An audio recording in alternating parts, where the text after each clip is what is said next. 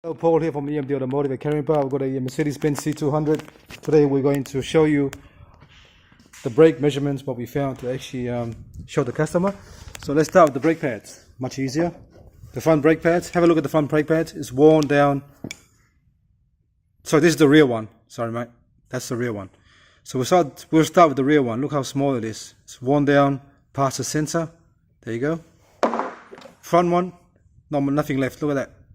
Probably 1 mil. 1 mil left. Nothing. Okay? So every time we replace the brake pads on a car, we have to actually measure the front disc and the rear disc. For the front disc, we measure that.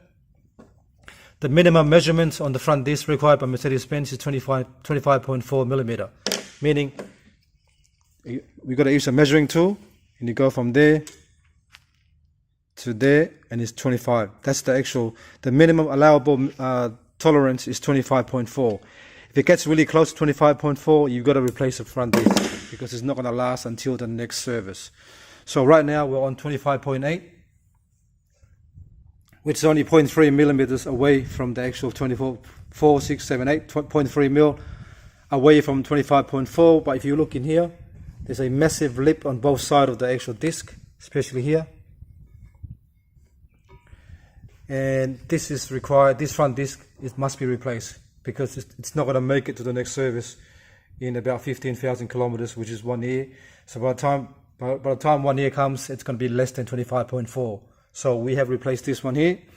The rear one, we measured it, it's 10.4, the minimum, it's 11.3. That's okay, we have to check it on next service. So this is the front disc, front pads, again.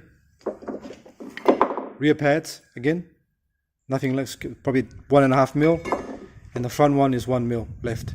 So every time if we measure the disc and it's really close to the tolerance, 25.4, and the measured value is 25.8, we have to replace the disc because it's very dangerous.